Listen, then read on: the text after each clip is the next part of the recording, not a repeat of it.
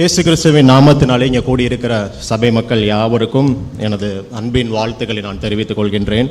ஒருவேளை இங்கே என்னை அன்போடு அழைத்த உங்கள் சபை ஆயர் ரெவரண்ட் வேதமுத்து ஐயா அவர்களுக்கும், கமிட்டி அங்கத்தினர்கள் ஒவ்வொருவருக்கும், சபை மக்கள் யாவருக்கும் மீண்டும் ஒருமாக என் அன்பின் வாழ்த்துக்களை நான் தெரிவித்துக் கொள்கிறேன். ஒருவேளை நான் முதல் முறை இந்த திருச்சபைக்கு வந்திருக்கிறேன். என்னுடைய பெயர் முனைவர் எமர்சன் நித்யராஜ். சிவகாசி பட்டணத்தில் அமைந்துள்ள மெப்கோ இன்ஜினியரிங் காலேஜ் என்கிற அந்த ஒரு கல்லூரியில் ஏஐ துறையில் அசிஸ்டன்ட் ப்ரொஃபஸராக நான் பணிபுரிந்து வருகிறேன்.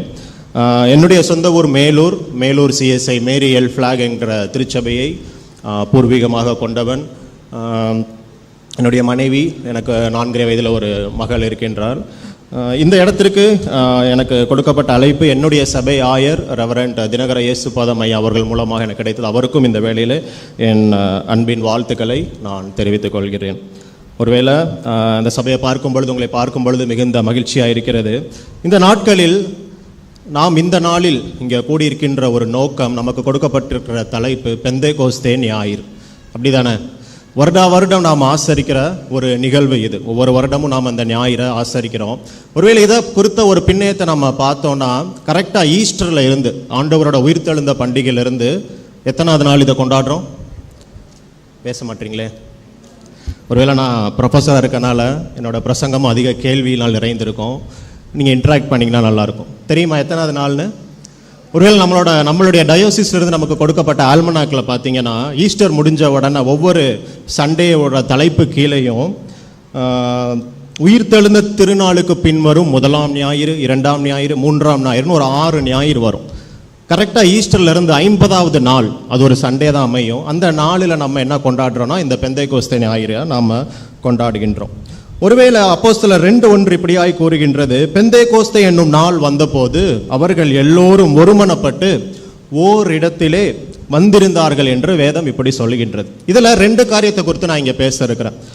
பெந்தேகோஸ்தே என்கிற நாள் வந்தபோது, இந்த பெந்தேகோஸ்தேங்கிற நாள் எங்கேருந்து வந்துச்சு, பழைய ஏற்பாட்டில் இருக்கிற காரியங்களுக்கும் இதுக்கும் என்ன ஒரு கனெக்ஷன் இருக்குது, அவர்கள் எல்லாரும் ஒருமனப்பட்டு யார் அங்கே கூடி வந்திருந்தாங்க, அவங்க மூலமாக என்ன நிகழ்வு நடந்தது, முதல்ல இதை குறித்து நம்ம தியானிக்க போகிறோம். அப்புறம் நான் ஒரு 3 குறிப்புகள் உங்களோடு நான் பகிர ஆசைப்படுகிறேன்.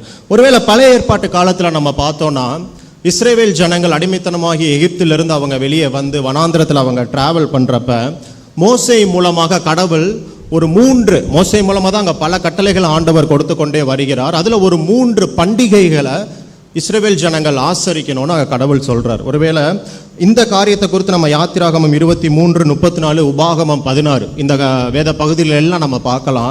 வேதம் வைத்திருப்பவர்கள் உபாகமம் 16ஆம் அதிகாரத்திற்கு நேராக திருப்பிக் கொள்ளவும். அதில் பார்த்தீங்கன்னா உபாகமம் 16 இப்படியாய் சொல்லுகிறது, வருஷத்தில் 3 தரம் புளிப்பில்லாத அப்ப பண்டிகையிலும் வாரங்களின் பண்டிகையிலும் கூடார பண்டிகையிலும் உன் ஆண் மக்கள் எல்லோரும் உன் தேவனாகிய கர்த்தர் தெரிந்து கொள்ளும் ஸ்தானத்திலே அவர் சந்நிதிக்கு முன்பாக வந்து காணப்பட கடவர்கள் என்று மோசேயின் மூலமாக ஆண்டவருடைய கட்டளை யூத ஆண் மக்கள் எல்லோருக்கும் கொடுக்கப்படுது. 3 பண்டிகைங்க குறிப்பிடுறாங்க. முதலாவது புளிப்பில்லாத அப்ப பண்டிகை, பஸ்காவை குறிக்குது. வாரங்களின் பண்டிகை, கூடார பண்டிகை. ஒருவேளை அந்த முதலாவது பண்டிகை பஸ்கா, இது நமக்கு எல்லாருக்கும் தெரிந்த ஒன்று தான். அடிமைத்தன வீடாகிய இஸ்ரவேலிருந்து வெளியே ஆண்டவர் அவங்களை அழைத்து கொண்டு வந்ததின் நினைவூட்டுதலாக ஆண்டவர் ஜனங்கள் இதை செலிப்ரேட் பண்ணணும்னு ஆண்டவர் அங்கே கட்டளையிடுகிறார். பஸ்காவோட கனெக்ஷன் புதிய ஏற்பாட்டில் எப்படி இருக்குதுன்னு நமக்கு தெரியும். ஒருவேளை பைபிளில் ஆபீப் என்கிற ஒரு மாதம், இது வேதத்தில் யாத்திராகமம் 12, 2, 13, 4 சொல்லுது. ஆண்டவர் இந்த ஆபீப் என்கிற மாதத்தை யூதர்களுக்கு அது வருடத்தின் 1வது மாதமாக அங்கே கட்டளையிடுகின்றார். யூதர்கள் கேலண்டரில் ஃபர்ஸ்ட் மந்த் என்னன்னா அந்த ஆபீப் மாதம். நம்மளோட இங்கிலீஷ் கேலண்டரில் இந்த மந்த் எங்கே வருதுன்னா, மார்ச்சோட நடுப்பகுதியிலிருந்து ஏப்ரலோட நடுப்பகுதி வரைக்கும் இந்த ஆபீப் மாதம் நம்மளுடைய கேலண்டரில் குறிப்பிடுது. ஒருவேளை இந்த பஸ்காவுடைய நோக்கம், இந்த பண்டிகையின் நோக்கம் என்னன்னா, அதே உபாகமம் 16ஆம் அதிகாரம் முதல் 8 வசனங்களில் இதை எப்படி ஆசரிக்கணும், இந்த ஆண்டவர் கொடுக்கின்ற அந்த பஸ்காவை குறித்ததான கட்டளைகள் அங்கே ஒரு சம்மரி நம்ம பார்க்கிறோம்.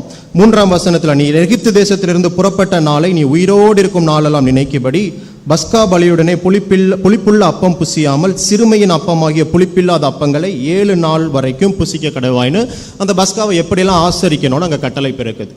2வது பண்டிகை அதே உபாகமம் 16ஆம் அதிகாரம் 9 முதல் 12 வசனங்களில் அந்த பண்டிகை எப்படி ஆசரிக்கணும்னு கடவுள் அங்கே சொல்கிறார். அந்த பண்டிகைக்கு பல பேர்கள் உண்டு. ஆங்கிலத்தில் feast of weeks, feast of harvest அப்படின்னு, அறுவடை பண்டிகை, ஒருவேளை தானியங்களின் முதற் பலன்களின் பண்டிகை, இன்னொரு பேர் இதுக்கு பெந்தேகோஸ்தே பண்டிகை. இப்படி பல பேர்கள் இந்த பண்டிகைக்கு உள்ளது. இந்த பண்டிகை எப்போ நிகழ்குதுன்னா, பஸ்கா முடிஞ்சு சரியா 50வது நாள் இந்த பண்டிகையை கொண்டாடணும்னு அவர்களுக்கு ஒரு கட்டளை பிறக்கின்றது. ஒருவேளை 9-10 வசனங்களை நம்ம பார்த்தோம்னா, அவைகள் முடிந்த போது வாரங்களின் பண்டிகை உன் தேவனாய கர்த்தருக்கு ஆசரித்து, உன் தேவனாய கர்த்தர் உன்னை ஆசீர்வதித்தற்கு தக்கதாய் உன் கைக்கு நேர்ந்த மனப்பூர்வமான காணிக்கையை செலுத்துங்க அப்படின்னு இங்கே ஒரு கட்டளை. நீ எகிப்தின் அடிமையாய் இருந்ததை நினைத்து இந்த கட்டளைகளை கைக்கொள்ளுன்னு ஆண்டவர் சொல்றார். 2வது பண்டிகை வாரங்களின் பண்டிகை, இல்லை அறுவடை பண்டிகை. இப்படி அவங்க ஜனங்கள் அவர் அறுவடைக்காக தேவனை நன்றி செலுத்துகின்ற ஒரு பண்டிகையாக இது காணப்படுது. 3வது அதே உபாகமம் 16:13-15 வசனம், கூடார பண்டிகை, ஃபீஸ்ட் ஆஃப் டேபர்நாக்கிள்ஸ். இதில் என்ன சொல்றார் ஆண்டவர் அப்படின்னா, 13ஆம் வசனத்தில், நீ உன் களத்தின் பலனை எல்லாத்தையும் நீங்க சேர்த்த பின்பு 15ல் உனக்கு உண்டான எல்லா வரத்திலும் உன் கைகளுடைய எல்லா கிரியையிலும் உன் தேவனாய கர்த்தர் உனக்கு ஆசீர்வதித்தபடியினால் கர்த்தர் தெரிந்து கொள்ளும் ஸ்தானத்தில், இது இங்க ரொம்ப முக்கியம், கர்த்தர் தெரிந்து கொள்ளும் ஸ்தானத்தில் உன் தேவனாய கர்த்தருக்கு 7 நாள் அளவும் பண்டிகையை ஆசரித்து சந்தோஷமாயிருங்கள்னு ஆண்டவர் இங்கே கட்டளை கொடுக்கின்றார். 3 ஃபெஸ்டிவல்ஸ் இங்கே நம்ம பார்த்தோம். அதாவது பஸ்கா, பாஸ்ஓவர், ஃபீஸ்ட் ஆஃப் வீக்ஸ், அறுவடை பண்டிகை, அல்லது இதற்கு பல பெயர்கள் உண்டு. 3வது ஃபீஸ்ட் ஆஃப் டேபர்நாக்கிள்ஸ், கூடார பண்டிகை. ஒருவேளை பழைய ஏற்பாட்டில் ஆண்டவர் சும்மா ரேண்டமாக அப்படி சொல்லிட்டு போயிடல, இந்த பண்டிகை ஆசரிங்கன்னு. இதனோட ஒவ்வொரு பண்டிகைக்கும் பழைய ஏற்பாட்டிலேருந்து புதிய ஏற்பாட்டில் நடக்கிற காரியங்களுக்கு ஒரு லிங்க் இருக்குது. ஒருவேளை பஸ்காவை குறித்தவங்க எல்லாருக்குமே தெரியும். புதிய ஏற்பாட்டு காலத்தில் கிறிஸ்து ஒரே தரம் பஸ்காவாக அடிக்கப்பட்டார், ரத்தம் சிந்தினார். ஒருவேளை இந்த பெந்தேகோஸ்தே ஞாயிறை குறித்து நம்ம பார்த்தோன்னா, பழைய ஏற்பாட்டில் ஒரு அறுவடை பண்டிகையாக இது கொண்டாடப்பட்டது. புதிய ஏற்பாட்டில் அதே பெந்தேகோஸ்தே நாள் அன்றைக்கு ஒரு ஆத்தும அறுவடை அங்கே நடக்கிறது, ஒரு ஸ்பிரிச்சுவல் ஹார்வெஸ்ட். இதுதான் இங்கே கனெக்ஷன். ஒருவேளை பஸ்காலிருந்து சரியாக 50வது நாள் இந்த அறுவடை ஃபெஸ்டிவலை ஒவ்வொரு வருஷமும் யூதர்கள் கொண்டாடுவது அவங்களுடைய வழக்கமாக இருந்தது. இதுதான் இந்த பெந்தேகோஸ்தே என்கிற நாள் வந்தபோது அப்போஸ்தலருடைய ஆசிரியர் சொல்லுகிறார், அதற்கு இதுதான் அர்த்தம். பழைய ஏற்பாட்டு காலத்தில் கட்டளையிடப்பட்ட இந்த பண்டிகையை வருஷா வருஷம் யூதர்கள் இந்த பண்டிகையை அவங்க செலிப்ரேட் பண்ணிட்டே தான் இருக்கிறாங்க. ஒருவேளை இந்த பெந்தேகோஸ்தே என்கிற வார்த்தை ஒரு கிரேக்க சொல், ஒரு கிரீக் வேர்ட்ல இருந்து டிரைவ் பண்ணப்பட்ட ஒரு வார்த்தை. அந்த கிரேக்க சொல்லிலிருந்து தான் பெந்தேகோஸ்தே. இந்த பெந்தேகோஸ்தேக்கு அர்த்தம் என்னன்னா, த 50th டே, 50வது நாள் என்கிற ஒரு அர்த்தம் உண்டு. ஒருவேளை பழைய ஏற்பாட்டு காலத்தில் ஒரு ஹாப்பியான ஒரு தேங்க்ஸ் கிவிங் ஃபெஸ்டிவலாக யூதர்கள் ஜனங்கள் இதை செலிப்ரேட் பண்ணிட்டு இருந்தாங்க. இன்னும் என்ன ஒரு காரியம்னா, இந்த ஒரு பண்டிகை அன்னைக்கு உலக பிற தேசங்களில் இருக்கிற யூதர்கள் எல்லோரும் என்ன பண்ணுவாங்கன்னா, எருசலேமை நோக்கி வருவாங்களாம். எருசலேமுக்கு இந்த ஃபெஸ்டிவல் அவங்க ஆசரிப்பாங்க என்று வேதம் சொல்லுகிறது. அதான் வேதம் சொல்லுகிறது, பெந்தேகோஸ்தே என்னும் நாள் வந்தபோது. அந்த பெந்தேகோஸ்தேங்கிற நாளுக்கு பின்னாடி இப்படி ஒரு வரலாறு பழைய ஏற்பாட்டில் ஒரு கனெக்ஷன் இருக்கு. ஒரிஜினா அது ஒரு அறுவடை பண்டிகையை கொண்டாடக்கூடிய ஒரு நாள். அந்த நாள் வந்தபோது இங்கே என்ன நடக்குதா, அவர்கள் எல்லோரும் ஒருமனப்பட்டு ஓரிடத்திலே கூடி வந்திருந்தார்கள். யார் எல்லாரும்? யார் எல்லாரும்? கொஞ்சம் சத்தமா. சீஷர்கள். வெரி குட், அம்மா சொன்னாங்க, சீடர்கள். ஒருவேளை அதற்கு ஆதாரமாக அப்போஸ்தலர் 1ஆம் அதிகாரத்தை நோக்கி நம்ம திருப்பிக் கொள்வோம். அங்கு ஒரு சம்மரி நடக்குது. ஆண்டவர் பரம் ஏறும்க்கு முன்பதாக அங்க சீஷர்களோடு அவர் ஒரு உரையாடலை நாம் இங்கே பார்க்கிறோம். அவர்கள் எல்லோரும் கூடியிருக்கும் போது 4ஆம் வசனம், அப்போஸ்தலர் 1:4, யோவான் ஜலத்தினாலே ஞானஸ்தானம் கொடுத்தான், நீங்கள் சில நாளுக்குள்ளே பரிசுத்த ஆவியினாலே ஞானஸ்நானம் பெறுவீர்கள். ஆகையால் எருசலேமை விட்டு யாரும் போகாம நான் உங்களுக்கு கொடுக்கிற வாக்குத்தத்தம் நிறைவேறும் வரைக்கும் நீங்க எருசலேமிலே தங்கி காத்திருங்கள் என்று ஆண்டவர் ஒரு வாக்குத்தத்தத்தை கொடுக்கிறார். பரிசுத்த ஆவி உங்களிடத்தில் வரும்போது நீங்கள் பலனடைந்து எருசலேமிலும் யூதேயா முழுவதிலும் சமாரியாவிலும் பூமியின் கடைசி பரியந்தம் எனக்கு சாட்சிகளா இருப்பீர்கள் என்று ஆண்டவர் அங்க அவங்களுக்கு ஒரு வசனத்தை அங்க சொல்றார். இதை சொன்னதுக்கு அப்புறம் ஆண்டவர் பரலோகம் ஏறி செல்றார். ஒருவேளை அங்க கூடியிருந்தது யார் என்று பார்த்தோம் என்றால் 15ஆம் வசனத்துல சீஷர்கள் ஏறக்குறைய 120 பேர் அங்க கூடியிருந்தார்கள் என்று 1ஆம் அதிகாரத்தில் பார்க்கிறோம். ஒருவேளை மேல இருக்கிற அந்த 13ஆம் 14ஆம் வசனத்துல யார் யார் இருந்தாங்கிற ஒரு தொகுப்பு இருக்கு. ஆனா இவர்கள் ஆண்டவர் பாருங்க, ஹெவனுக்கு ஏறி போறதுக்கு முன்னாடி ஒரு வாக்குத்தத்தத்தை கொடுத்துட்டார். என்ன கொடுத்திருக்காரு? எருசலேமை விட்டு யாரும் சிதறி போக வேண்டாம், பரிசுத்த ஆவியானவர் வருவார், அவர் உங்களை திடப்படுத்துவார், தேற்றுவார், என் நாமத்தினாலே நீங்கள் என்னுடைய சத்தியத்தை உரைப்பீங்கன்னு சொல்லிட்டு ஆண்டவர் பரலோகம் ஏறி போயிட்டார். ஆனா அந்த சீடர்கள் எப்படியாய் பாருங்க அவங்களோட பதில் இருக்கிறது. 14ஆம் வசனத்துல பாருங்க, அவர்கள் ஜெபத்திலும் வேண்டுதலிலும் தரித்திருந்தார்கள். ஆண்டவருடைய வார்த்தையை அவங்க விசுவாசித்து அந்த ஆண்டவர் கொடுத்த வாக்குத்தத்தம் நிறைவேறும் வரையிலும் ஜெபத்திலும் வேண்டுதலிலும் அவர்கள் தரித்து அங்கே தங்கி இருக்கிறாங்க. அப்பொழுது என்ன நடக்குது? இப்பதான் 2வது அதிகாரத்தை திருப்பிக்கோங்க. 1ஆம் வசனம் இப்படியாய் சொல்கின்றது, பெந்தேகோஸ்து என்கிற நாள் வந்த போது. ஒருவேளை இப்போ அந்த பெந்தேகோஸ்து நாளோட பேக்ரவுண்ட் உங்களுக்கு புரியும் நினைக்கிறேன். ஒரு ஃபெஸ்டிவல் டே, எல்லாரும் எருசலேமை நோக்கி அங்கே வந்திருப்பாங்க, அநேக ஜனங்கள் இருப்பாங்க. அங்கே நம்மளுடைய அந்த 120 சீடு இவர்களும் அங்கே தான் தங்கி இருக்கிறாங்க. அந்த நாளில் என்ன நடக்குது? 2ஆம் அதிகாரம் 2ஆம் வசனத்திலிருந்து நம்ம பார்க்கும் பொழுது, அப்பொழுது பலத்த காற்று அடிக்கிற முழக்கம் போல வானத்திலிருந்து ஒரு சத்தம் தோன்றிற்று, அவர்கள் இருந்த வீடு முழுவதையும் நிரப்பிற்று என்று நாங்கள் பார்க்கிறோம். அக்கினிமயமான நாவுகள் போல பிரிந்திருக்கும் நாவுகள் அவர்களுக்கு காணப்பட்டு அவர்கள் ஒவ்வொருவர் மேலும் வந்து அமர்ந்தது. பரிசுத்த ஆவியானவர் இங்கே அங்கிருந்த சீடர்கள் மீது இறங்கினார். அவங்க அபிஷேகம் பெற்று அங்கே பாருங்க, ஒருவேளை இதில் 3 வார்த்தை அக்கினிமயமான.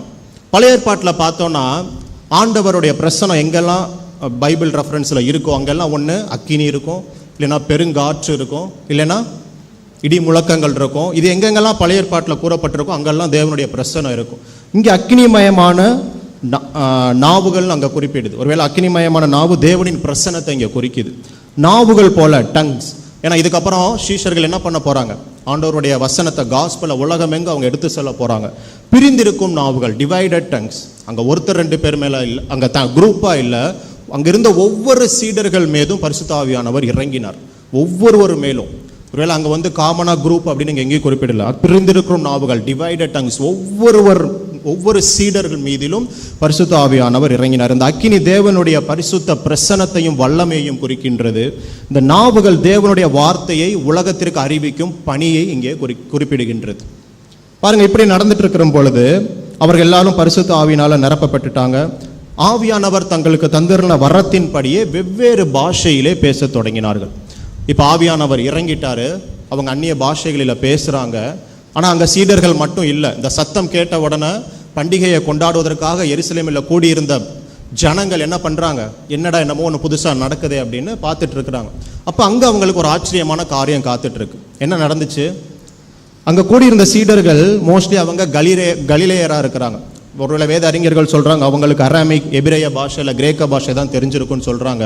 ஒருவேளை வேதத்தில் நம்ம பார்த்தோம்னா 2ஆம் அதிகாரம் 9-10 எந்த தேசத்தில் இருந்தெல்லாம் ஜனங்கள் வந்தாங்கன்னு அங்கே குறிப்பிடுது. பார்த்தர், மேதர், ஏலாமித்தர்னு பல பட்டணத்து ஜனங்கள் எருசலேமில் இந்த அறுவடை பண்டிகை ஆசரிக்க அங்கே கூடி இருக்கிறாங்க. அவங்களுக்கு எல்லாம் அங்கே ஒரு ஷாக் அங்கே வெயிட் பண்ணிட்டு இருக்கு. என்னன்னா அவங்களுடைய பாஷைகளில் சீடர்கள் என்ன பண்ணுறாங்க, எதை பேசுகிறாங்கன்னு 11ஆம் வசனத்தை பாருங்க. தேவனுடைய மகத்துவங்களை நம்முடைய பாஷைகளிலே இவர்கள் பேச கேட்கிறோமே, பேசுகிற இவர்கள் எல்லோரும் கலிலேயர் அல்லவா என்று அவங்க ஆச்சரியப்படுறாங்க. பாருங்க, இதுதான் பரிசுத்த ஆவியானவரின் வல்லமை, the power of holy spirit. அவங்களுடைய பாஷைகளில் தேவனுடைய மகத்துவங்களை அவங்க கேட்கிறாங்க. இந்த காரியம் நடந்ததுக்கு அப்புறம் ஆண்டவர் பரலோகம் ஏறின பிறகு பேதுரு முதலாக அங்கே பாருங்க ஆவியானவரின் துணையோடு தன்னுடைய பிரசங்கத்தை அங்கே ஆரம்பிக்கிறார். அதே 2ஆம் அதிகாரத்தில் அவர் ஒருவேளை ஜனங்கள் அங்கே சில ஜனங்கள் இகழ்றாங்க. இவங்க என்ன வசனம் சொல்லுது? மதுபானத்தினால் நிறைந்திருக்கிறவர் போல் காணப்படுகிறாங்களா இகழ்றாங்க. பேதுரு அப்பொழுது ஆவியானவரின் துணையோடு, வல்லமையான ஆவியானவரின் வழிகாட்டுதலின்படி அங்கே அவருடைய பிரசங்கத்தை ஆரம்பிக்கிறார். பாருங்க, அவர் யோவேலோட தீர்க்க தரிசனத்தை கூட இங்கே ஒரு சைட்டேஷன் கொடுக்கிறாரு. யோவேலினால் உரைக்கப்பட்டபடியே இது நடந்தேறுகிறது. கடைசி நாட்களில் நான் மாம்சமான யாவர் மேலும் என் ஆவியை ஊற்றுவேன் என்கிற அந்த தீர்க்க தரிசனம் இப்பொழுது நிறைவேறுகிறது என்று பேதுரு சொல்லுகிறார்.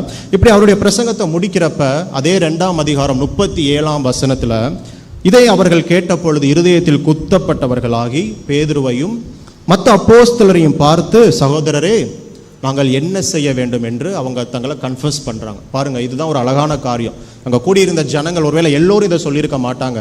ஆனால் அவங்க லிசன் பண்ணது மாத்திரம் இல்லை, பேதுருவோட சத்தத்திற்கு, பேதுரு மூலம் தொனித்த ஆண்டவரின் ஆவியானவரின் மூலம் கிரியை செய்த அந்த சத்தத்திற்கு அங்கே மக்கள் வந்து ரெஸ்பாண்ட் பண்ணுறாங்க. எல்லோரும் கேட்டாங்க, ஆனால் கேட்டதில் சிலர் மட்டும்தான் அதுக்கு என்ன பண்ணுறாங்க? ரெஸ்பாண்ட் பண்ணுறாங்க.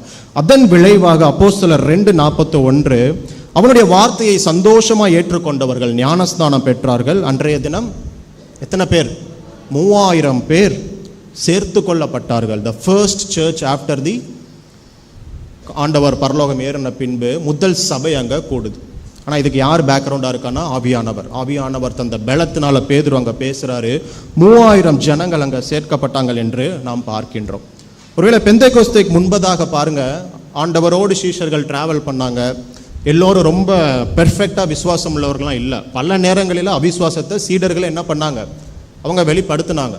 ஆனாலும் ஆண்டவர் கூட இருக்கிறாருன்னு ஒரு தைரியத்தில் அவங்க டிராவல் பண்ணியிருப்பாங்க. ஆனால் ஆண்டவர் அடிக்கப்பட்டு மரித்து உயிர்த்தெழுந்து பரலோகம் ஏறின பின்பு ஒருவேளை நம்ம அந்த சினாரியோவில் இருந்திருந்தோன்னா யோசிச்சு பாருங்க, நம்ம எப்படி எவ்வளோ பயத்தோடு கலக்கத்தோடு இருந்திருப்போம். பெந்தைக்கோஸ்தே ஞாயிறுக்கு பின்பு பரிசுத்த ஆவியின் வல்லமையை பெற்ற பின்பு அவர்கள் தைரியமாய் சுவிசேஷத்தை பிரசங்கிக்க ஆரம்பித்தாங்க. ஒருவேளை அந்த அப்போஸ்தலர் அடுத்து ஃபுல்லாக நீங்கள் வாசிச்சிங்கன்னா, பேதுரு ஒரு எக்ஸாம்பிள், பவுல் ஒரு எக்ஸாம்பிள். அவங்க எவ்வளோ தேசத்தில் ட்ராவல் பண்ணி எவ்வளோ வல்லமையாய் எவ்வளோ பகிரங்கமாக ஆண்டவருடைய வார்த்தையை அங்கே சொன்னாங்க நம்ம பார்க்கலாம். ஆனால் அவங்களுக்கு தடை இல்லாமல் இல்லை, பல பாடுகள் அனுபவிச்சாங்க, பல தடைகள் அடிகள் எல்லாம் பட்டாங்க. ஆனாலும் இந்த ஆவியானவரின் துணையோடு ஆண்டவருடைய சத்தியத்தை உலகமெங்கும் அவர்கள் எடுத்து சென்றார்கள். ஒருவேளை இந்த மாற்றத்திற்கான காரணம் யாருன்னா ஒரே ஒருவர் தான், பரிசுத்த ஆவியானவரின் வல்லமை. சீடர்கள் மீது அந்த ஆவியானவரின் வல்லமை வந்து இறங்கினதற்கு பின்னாடி அவர்கள் சீடர்களுடைய ஊழியம் மிகவும் வல்லமையுள்ளதாய் மாறிற்று என்று நாம் பார்க்கிறோம். ஒருவேளை இந்த பழைய ஏற்பாட்டு முழுவதும் நான் ஆல்ரெடி உங்கள்கிட்ட சொன்னேன், ஆண்டவருடைய பிரசனம் அக்கினி மூலமாக காற்றின் மூலமாக நாம் பார்த்திருப்போம் என்று. ஒருவேளை அதற்கு எக்ஸாம்பிள்ஸ் நம்ம பார்த்தோம்னா, மோசே அக்கினி ஜுவாலை, அதாவது முள் செடியில் அக்கினி ஜுவாலையாய் மோசேக்கு தோன்றினார்.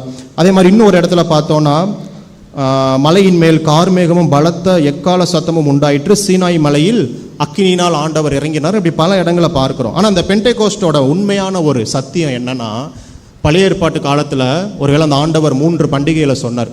அந்த பண்டிகையோட மெயின் ஒரு தீம் என்னன்னா, பண்டிகையை கொண்டாட என் சந்நிதிக்கு வாருங்கள் என்று ஆண்டவர் பழைய ஏற்பாட்டில் மக்களுக்கு அழைப்பு கொடுத்தார்.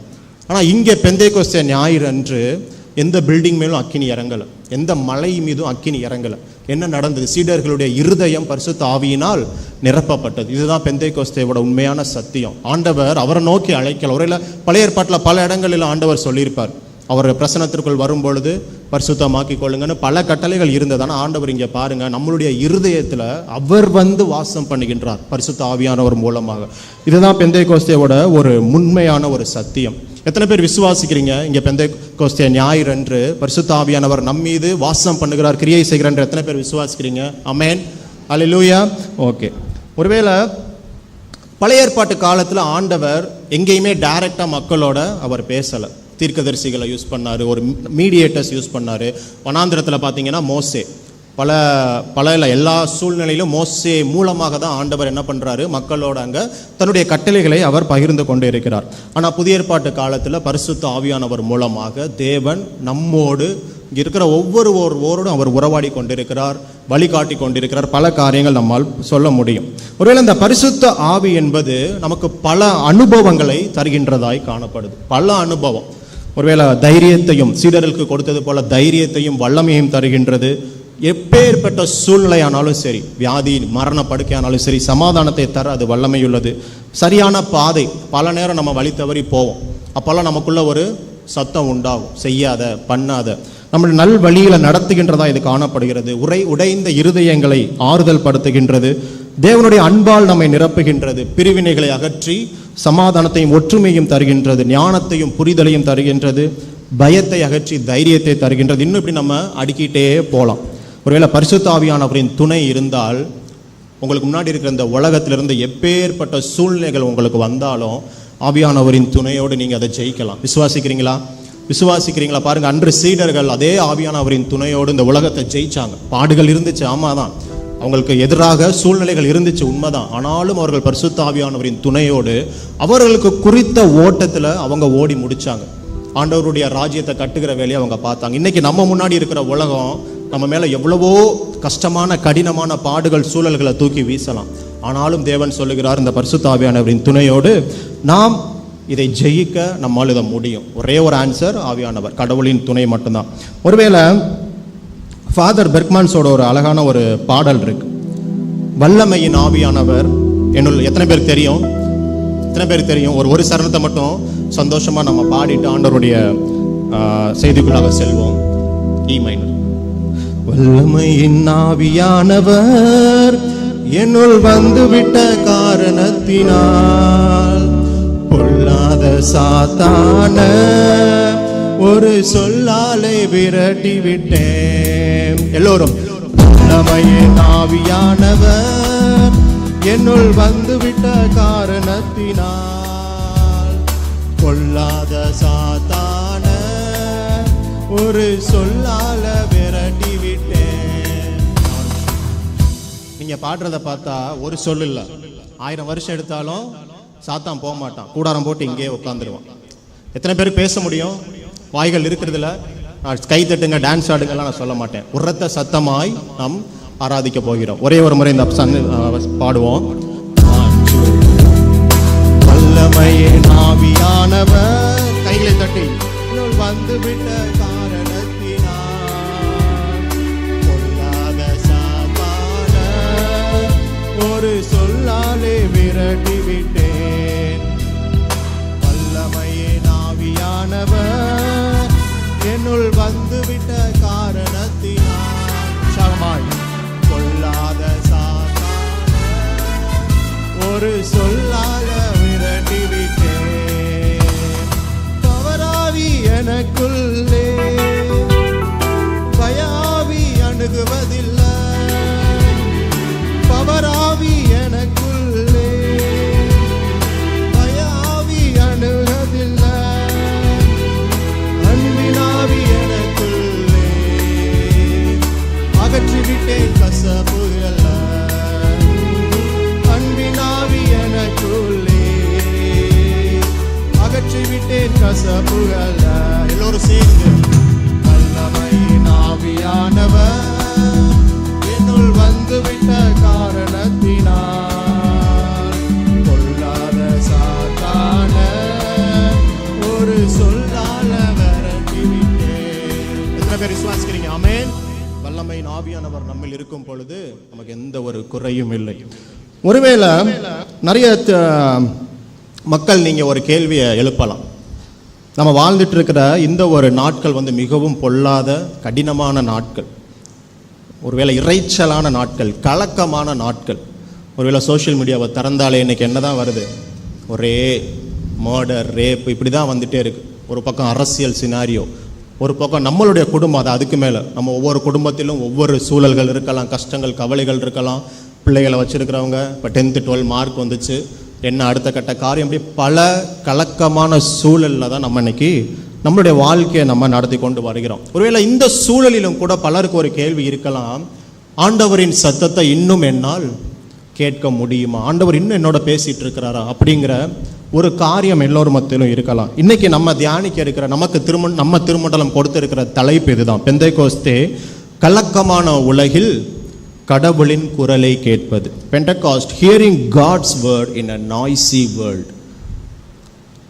பாருங்க, கலக்கமான உலகல் இல்லை ஒரு இறைச்சலான ஒரு உலகல், இதுக்கு பின்னணி என்னன்னா இப்போ நான் சொன்ன காரியங்கள் தான். அப்படிப்பட்ட ஒரு கடினமான கஷ்டமான காலகட்டத்தில் நம்மளுடைய நாட்களை நம்ம தள்ளிக்கொண்டே இருக்கிறோம். இப்படிப்பட்ட ஒரு சூழலிலும் கூட ஆண்டவர் நம்மோடு பேசுவாரான்னு கேட்டிங்கன்னா கண்டிப்பாக ஆண்டவர் இன்றும் உங்களோடு பேசிக்கொண்டே தான் இருக்கிறார். இந்த ஆண்டவரின் பரிசுத்த ஆவியானவரின் மூலமாக கடவுளின் சத்தத்தை கேட்க நாம் என்ன செய்ய வேண்டும் என்று ஒரு 3 குறிப்புகளை உங்களோடு நான் பகிர்ந்து கொண்டு கடந்து செல்ல விரும்புகிறேன்.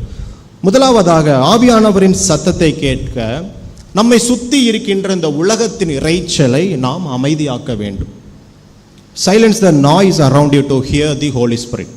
நம்ம உலகத்தில் நம்ம பிரவேசிக்கும் பொழுது நம்ம சுற்றி இருக்கின்ற உலக பிரகாரமான இறைச்சல்களை நாம் குறைத்து கொள்ளும் போது, அமைதியாக்கும் பொழுது ஆவியானவரின் சத்தம், அவருடைய கிரியை நமக்குள் நடக்கின்றதாய் காணப்படுது. ஒருவேளை பழைய ஏற்பாட்டில் நாம் வாசிக்க கேட்ட முதலாம் வேத பாடம் 1 ராஜாக்கள் 19ஆம் அதிகாரம் 19 சாப்டர் 19, அதில் வேர்ஸ் 11 to 12 பார்த்தோன்னா இங்கே ஒரு தீர்க்கதரிசி வரார். யாரு பேசுங்க? எலியா என்கிற ஒரு தீர்க்கதரிசி. இங்கே நடக்கிற காரியங்களை நான் சுருக்கமாக சொல்கிறேன். அங்கே ஒரு ராஜா, ஆகாப் என்கிற ஒரு ராஜா, எசபேல் என்கிற ஒரு ராணி, இவங்க என்ன பண்ணுறாங்க, அங்கே உள்ள ஜனங்களை ஆண்டவருக்கு புறம்பாக புற வழிபாடுகளுக்கு நேராக அவங்கள நடத்துகிறாங்க. அதில் குறிப்பாக பாகால் என்கின்ற ஒரு அந்நிய தெய்வத்திற்கு நேராக நீங்கள் இவங்களை தான் வழிபடணும்னு அங்கே இருக்கிற அந்த ஆகாப் எசபேலும் அந்த ஜனங்களை கட்டாயப்படுத்துகிறாங்க, நடத்துகிறாங்க. ஆனால் இங்கே எலியா தீர்க்கதரிசி இவங்களோட போராடுறார். The battle is between Elijah and the prophets of Baal. பாகாலில் வழிபடுகிற தீர்க்கதரிசிகள் அநேகர் அங்கே இருக்கிறாங்க. சுருக்கமாக நான் சொல்கிறேன். அப்போது எலியா என்ன பண்ணுறாரு, கர்மேல் என்கிற மலையில் அங்கே ஒரு காரியத்தை நிகழ்த்துறார். இந்த சைடு 450 பாகாலை வழிபடுகிற தீர்க்கதரிசிகள் இருக்கிறாங்க. இங்கே ஒரே ஒரு மனுஷன், கடவுளை துணையாக கொண்டிருந்த எலியா என்கிற தீர்க்கன் மாத்திரம் இங்கே இருக்கிறான். இங்கே 450 பேரும் ப்ரேயர் பண்ணி அவங்களுடைய தெய்வத்தை கூப்பிடுறாங்க. அக்கினி இறங்கலை. ஆனால் எலியா ஜெபிக்கிறாரு. வானத்திலிருந்து என்ன பண்ணுது? அக்கினி இறங்கி வந்தது. இந்த காரியம் நடந்ததுக்கு அப்புறம் எலியா தீர்க்கதரிசி அந்த பாகால் தீர்க்கதரிசிகளை கொன்று போடுறாரு. இதை கேட்ட அந்த ஆகாப், எசபேல் அவங்களுக்கு கோபம் வந்து எலியாவை கொல்றதுக்கு வகை தேடுறாங்க. பாருங்க, எலியா என்கிறவர் ஒரு தீர்க்கதரிசி, வல்லமையான தீர்க்கதரிசி. என்னதான் அவர் ஆண்டவரோடு உறவாடி இருந்தாலும் இந்த சூழலில் அவருக்கு ஒரு பயம் வருது. வனாந்திரத்தில் ஓடுறார். 1 ராஜாக்கள் 19:4 அவர் சொல்றாரு, நான் சாக வேண்டும் என்று கோரி போதும் கர்த்தாவே என் ஆத்துமாவை எடுத்துக்கொள்ளுங்கிற அளவுக்கு அவர் வந்துட்டார். போதும் ஆண்டவர், இதுக்கு மேல் என்னால் ஓட முடியாது, நான் செத்துடுறேன்னு ஆண்டவரை நோக்கி கேட்கிறார். இதற்கு அப்புறம் ஒரு 40 நாள் வனாந்திரத்திலே அவர் டிராவல் பண்ணி இறுதியாக ஒரு குகையில் போய் அவர் தங்குறார். பாருங்க, அந்த குகையில் ஆண்டவர் அங்கு வாசம் பண்ணுகிறார். ஒருவேளை இடி முழக்கங்கள்னால அவன் ஆண்டவருடைய பிரசனத்தை உணரல, அக்கினியில் உணரல. ஒரு மெல்லிய சத்தம் அவனுக்கு தோன்றுகிறது, எலியாவே இங்கே உனக்கு என்ன காரியம் என்கின்ற சத்தம் அவனுக்கு உண்டாயிற்று என்று வேதத்தில் நம்ம பார்க்கிறோம். ஒருவேளை எலியாவை போன்று நம்மளுடைய வாழ்க்கையிலும் பல சூழல்களை நாம் கடந்து போயிட்டு இருப்போம். மென்டலி நம்ம ரொம்ப டயர்டாக இருக்கலாம், வேலை நிமித்தமாக, குடும்ப சூழல்கள் ஒரு பக்கம், வருமானம் ஒரு பக்கம், இந்த உலகத்தில் நடக்கிற காரியங்கள், பயமூட்டுகின்ற காரியங்கள் எவ்வளவோ. சில நேரம் பார்த்தீங்கன்னா ஆண்டவர் சில காரியங்களை நோக்கத்தோடு நம்மகிட்ட நோக்கத்தோடு நம்மளை அனுமதிப்பார். ஒரு எக்ஸாம்பிள், யோபு எல்லாத்தையும் இழந்து போனான். ஆனாலும் ஆண்டவர் எத்தனை மடங்கு அவனுக்கு ரீப்ளேஸ் பண்ணார் சொல்லுங்க? 2, 3, 4 ரெட்டத்தனையாவா? பாருங்க, யோபுவை ஆண்டவர் தான் அலோவ் பண்ணார். ஆனால் அவனுக்கு பல மடங்கு ஆசீர்வாதங்கள் அவனுக்கு தந்தார். நம்மளுடைய வாழ்க்கையில் ஆண்டவர் சூழ்நிலைகளை அனுமதிப்பார். ஆனால் அந்த சூழல்களை ஆண்டவரோட துணையோடு நம்ம ட்ராவல் பண்ணோன்னா இறுதியில் கண்டிப்பாக ஒரு ஜெயம் இருக்கும். பாருங்க, சில நேரங்கள் நம்ம என்ன பண்ணுறோம், பெருசாக அற்புதம் நடந்தால் தான் என்ன பண்ணுறோம், நம்புகிறோம், அடையாளங்களை கேட்குறோம். ஆண்டவரே அதை செய்யுங்க, இதை செய்யுங்க. இன்னும் சிலர் ஒரு எக்ஸ்ட்ரீம் போய் இன்னைக்கே செய்யுங்க, நாளைக்கே செய்யுங்க. இப்படி பல ஜபங்கள் நம்ம ஏற்பது உண்டு. ஆனால் இதெல்லாம் ஆண்டவர் விரும்புவதல்லங்க. நீங்கள் ஜெபிக்க வேண்டிய ஜெபம் எப்படிப்பட்டதாக இருக்க வேண்டும் என்றால், ஆண்டவர் உமக்கு சித்தமானால் என் வாழ்க்கையில் இதை செய்யுங்க, இல்லை உமக்கு எப்பொழுது சித்தமோ என் வாழ்க்கையில் அதை செய்யுங்க. அது வரைக்கும் நான் கடந்து போகிற பாதைகளை ட்ராவல் பண்ணக்கூடிய பலத்தை எனக்கு தாங்கன்னு தான் நம்முடைய ஜெபம் இருக்கணும். அதை விட்டுட்டு ஆண்டவரை செய்யுங்க பண்ணுங்கன்னு நம்ம ஆண்டவருக்கு ஆர்டர் போட்டோம்னா அது என்றைக்குமே அது நடக்காது. ஒருவேளை எலியா பாருங்க, இங்கே ஓடுறான், சாகணும்னு அவன் பிரயாசப்படுறான். ஆனாலும் ஆண்டவருடைய மெல்லிய சத்தம் அவனுக்கு உண்டாயிருக்கின்றது. இன்றைக்கும் பாருங்க, இன்றைக்கும் இந்த சூழ்நிலைகள் மத்தியிலும் ஆண்டவர் நம்மோடு அவர் பேச வல்லமையுள்ள தேவன். ஒருவேளை பெருசாக நடந்தால் தான் அது அற்புதம், ஆண்டவர் தருகின்ற பதில். ஒரு பெரிய காரியம் நிகழ்ந்தால் தான், நான் கார் வாங்கினா தான் ஆண்டவர் என் பதில் என்னோட ப்ரேயருக்கு பதில் கொடுத்தார். ஒரு வீடு கட்டினா தான், இப்படிலாம் கிடையாது. இது அற்புதங்கள் அடையாளங்களே கிடையாது. ஆண்டவருக்கு தெரியும் நமக்கு என்ன தேவை, எப்போ செய்யணும்னு. ஆனாலும் ஆண்டவர் மெல்லிய சத்தத்தின் மூலம் நம்மோடு உறவாடுகின்ற தேவனாக இருக்கிறார். பரிசுத்த ஆவியின் மூலமாக அவர் இன்றும் நம்மோடு உறவாடி கொண்டு தான் இருக்கிறார். ஆண்டவர் நம்மளோட பேச ரெடிங்க. ஆனால் நம்ம தான் என்ன பண்ணுறோம் சொல்லுங்களேன்? நம்மளோட இருதயத்தையும் காதையும் ஆண்டவருக்கு நேரம், ஆவியானவருக்கு நேரம் நம்ம வைக்கலை. ஏன்னா காது ஃபுல்லாக, நம்மளோட இருதயம் ஃபுல்லாக உலகம்தான் இருக்குது. அது ஃபேக்ட் தான், வேற வழி இல்லை. அப்படிப்பட்ட டிராவல் தான் நம்ம பண்ணிட்டு இருக்கிறோம். ஆனாலும் உலக இறைச்சலை அகற்றிவிட்டு ஆவியானவரை நோக்கி வாஞ்சியோடு நீங்கள் அமர்ந்தால் மாத்திரம்தான் ஆண்டவருடைய சத்தம் உங்களை நோக்கி கடந்து வரும் என்பதை நான் இந்த இடத்துல சொல்கிறேன். ஒருவேளை 1 சாமுவேல் 3:10 சாமுவேலே சாமுவேலே என்று ஆண்டவர் அங்கே கூப்பிடுகின்றார். அதற்கு சாமுவேல் சொல்லும் அடியேன் கேட்கிறேன் என்று தன்னுடைய பதில் அங்கே கோருகின்றான். எப்பேற்பட்ட உலக கவலை, இறைச்சல், கலக்கமானாலும் சரி, பாருங்கள், இந்த சாமுவேலை போல ஆண்டவரே சொல்லும் அடியேன் கேட்கிறேன்ங்கிற அந்த வாஞ்ச அதோடு நம்ம ஆண்டவர் நோக்கி காத்திருந்தோம் என்றால் ஆவியானவர் நம் மீது கிரியை செய்கின்ற தேவனாய் நம் மீது காணப்படுகின்ற. ஒருவேளை இந்த சபையை பார்த்து நான் கேட்கிறேன், ஒருவேளை நம்மளுடைய அனுதினமும் செபிப்பதிலும் வேதத்திலும் எவ்வளோ நேரம் நம்ம செலவழிக்கிறோம்? ஒரு 1 மணி நேரம் அப்படி ஃபோன் அவங்க முன்னாடி வைங்க. அதில் எத்தனை டெக்ஸ்ட் மெசேஜ் டோன் அடிக்குது, எத்தனை கால் வருது, அதெல்லாம் கனெக்ட் பண்ணி பாருங்கள். அதே 1 மணி நேரம் உங்கள் கையில் பைபிள் இருந்துச்சுன்னா எத்தனை வசனம் வாசிக்கிறீங்க நீங்கள் கால்குலேட் பண்ணி பாருங்கள். அப்பயே உங்களுக்கு தெரியும் உலக இறைச்சல் பின்னாடி நம்ம ஓடுறோமா, ஆண்டவரை வாஞ்சித்து அவருடைய வசனங்களின் மூலம், அவருடைய ஜெபத்தின் மூலம் நம்மளுடைய வாழ்க்கையை செல்கிறோமா என்று. கஷ்டம்தான், பாருங்கள், என்னோட லைஃப்பும் அப்படி தான் ஓடிக்கிட்டே தான் இருக்குது, கஷ்டம்தான். இருந்தாலும் நம்ம சிரமம் எடுத்து ஆண்டவருக்காய் நம்மளுடைய நேரத்தை ஒதுக்க ஆண்டவர் நம்மை இங்கே அழைக்கின்றார். ஒருவேளை அப்போஸ்தலர் 1ஆம் அதிகாரத்தில் நம்ம பார்த்தோம், அந்த சீடர்கள் பாருங்கள் 14ஆம் வசனத்தில், அங்கே இவர்கள் எல்லோரும் ஸ்திரீகளோடும் இயேசுவின் தாயாகிய மரியாளோடும் அவருடைய சகோதரரோடும் கூட ஒருமனப்பட்டு ஜெபத்திலும் வேண்டுதலிலும் தரித்திருந்தார்கள் என்று நாம் பார்க்கிறோம். இந்த உலகத்தின் கவலைகள் இறைச்சல்களை எல்லாம் ஒதுக்கி வச்சுட்டு சொல்லும் அடியேன் கேட்கிறேன் என்று நீங்கள் தரித்திருக்கணும் என்று ஆண்டவர் விருப்பப்படுகின்றார். இதுதான் முதலாவது காரியம். நம்மளுடைய சுற்றி உள்ள உலகத்தின் இறைச்சலை அமைதியாக்க வேண்டும். அப்பொழுது ஆவியானவரின் சத்தம் நம்மேல் தொனிக்கும். இரண்டாவதாக, பரிசுத்த ஆவியானவர் உங்கள் இருதயத்தை சீர்படுத்த அனுமதியுங்கள். நம்ம சுற்றி இருக்கிற இறைச்சல் அகற்றினா மட்டும் பத்தாது, ஆவியானவரை ஃபர்ஸ்ட் ஆவியானவர் நம் மீது கிரியை செய்ய நம்ம அலோவ் பண்ணணும். அதற்கு நம்ம பாவம் இல்லாமல் காணப்படணும், ஆண்டவருக்கு பிரியமுள்ள வாழ்க்கை வாழணும். இங்கே இருக்கிற எல்லாருக்கும் ஏதாவது ஒரு காரியம் நீங்கள் தவறாக செய்ய போகிறீங்கன்னா உங்கள் மனசில் ஒரு சின்ன ஒரு வாய்ஸ் வரும், அப்படி தானே, இதை செய்யாத, செய்யு அப்படிங்கிற சின்ன ஒரு உண்டுதல் வரும். அதுதான் ஆவியானவரின் துணை. ஆவியானவர்னா ஒருவேளை பெண்டகாஸ்ட் சர்ச் மாதிரி அபிஷேகத்தில் பொங்கி பேசணும் அதுன்னு கிடையாது, அது அவங்களுடைய விசுவாசம், அதை நான் குறை சொல்லலை. ஆனால் எல்லோர் மத்தியிலும் ஆவியானவர் என்ன பண்ணிட்டு தான் இருக்காருங்க. என் மீதும் உங்கள் இருக்கிற ஒவ்வொரு மீதும் ஆவியானவரின் சத்தம் தொனித்து கொண்டே தான் இருக்கு. ஆனால் நம்ம என்ன பண்ணணும்? allow the Holy Spirit to tune your heart.